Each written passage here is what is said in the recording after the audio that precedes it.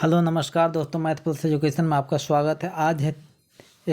आज है 3 अगस्त 2025 और 3 अगस्त 2025 का जितने भी करंट अफेयर का प्रश्न बनेंगे उसको देखते हैं। तो चलिए साथियों, आज का 3 अगस्त का करंट अफेयर को देखते हैं, सभी एक करके देखेंगे। आज का पहला प्रश्न है दोस्तों, पहला प्रश्न ये कह रहा है दोस्तों, देखिए ध्यान से। हाल ही में किस राज्य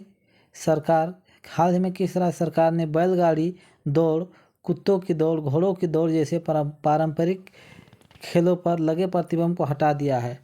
प्रश्न है साथियों, किस राज्य सरकार द्वारा बैलगाड़ी दौड़, कुत्तों की दौड़, घोड़ों की दौड़ जैसे पारंपरिक खेलों का प्रतिबंध हटा दिया था? पहले प्रतिबंध लगाया गया था सब खेलों में, अब प्रतिबंध से मुक्त कर दिया गया, प्रतिबंध को हटा दिया गया है। तो ये पंजाब सरकार के द्वारा ये किया गया है। आज का दूसरा प्रश्न है दोस्तों, आज का दूसरा प्रश्न को देखते हैं। दूसरा प्रश्न ये कह रहा है कि हाल ही में लद्दाख ने सिंधु नदी संरक्षण के लिए किस तारीख को सफाई आंदोलन दिवस के रूप में घोषित किया? प्रश्न कह रहा है साथियों, लद्दाख के सिंधु नदी संरक्षण में किस तारीख को सफाई आंदोलन दिवस के रूप में घोषित किया है? तो किस तारीख घोषित किया गया है? तो याद रखिएगा 12 अगस्त को घोषित किया गया है। 12 अगस्त को ये घोषित किया गया। आज का तीसरा प्रश्न देखेंगे सर दोस्तों, तीसरा प्रश्न देखते हैं। आज का तीसरा प्रश्न है साथियों, ध्यान से देखिएगा, आने वाले एग्जाम के लिए बहुत ही इंपॉर्टेंट हो सकता है एक प्रश्न। भारतीय रिजर्व बैंक आरबीआई की हालिया रिपोर्ट के अनुसार जून 2025 में भारत की बैंक ऋण वृद्धि दर घटकर कितनी हो गई है? ध्यान दीजिएगा दोस्तों प्रश्न को। भारतीय रिजर्व बैंक आरबीआई की हालिया रिपोर्ट के अनुसार जून 2025 में भारत की बैंक ऋण वृद्धि दर घटकर कितनी हो गई है? तो कितनी हो गई है साथियों? तो 10.2% हो गई। याद रखिएगा 10.2% हो गई है।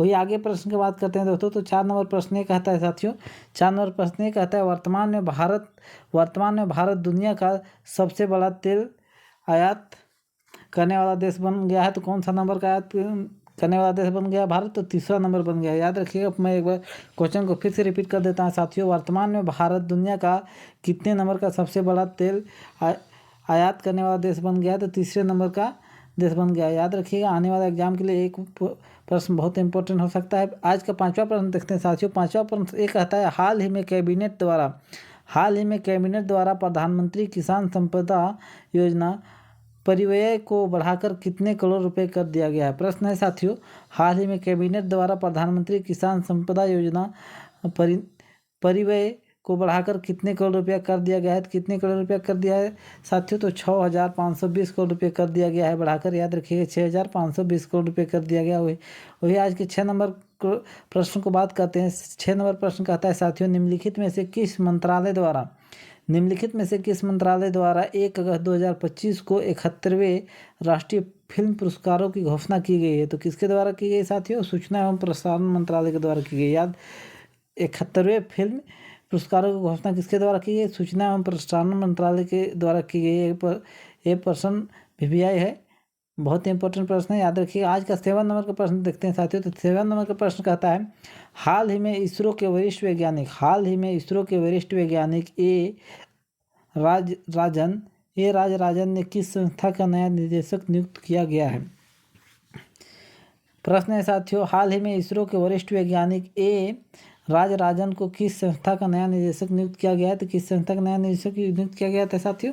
तो विक्रम साराभाई अंतरिक्ष केंद्र। याद रखिएगा, विक्रम साराभाई अंतरिक्ष केंद्र का नया निदेशक कौन होंगे? अब ए राजराजन होंगे। याद रखिएगा, ए राजराजन होंगे। वही आज का 8वां प्रश्न को देखते हैं। तो 8वां प्रश्न ये कहता है साथियों कि हाल ही में कहाँ 4500 साल पुरानी हड़प्पा सभ्यता के अवशेष मिले हैं? हाल ही में कहाँ 4500 साल की पुरानी हड़प्पा सभ्यता का अवशेष मिले हैं? तो कहाँ मिले हैं? जैसलमेर में। कहाँ मिले हैं साथियों?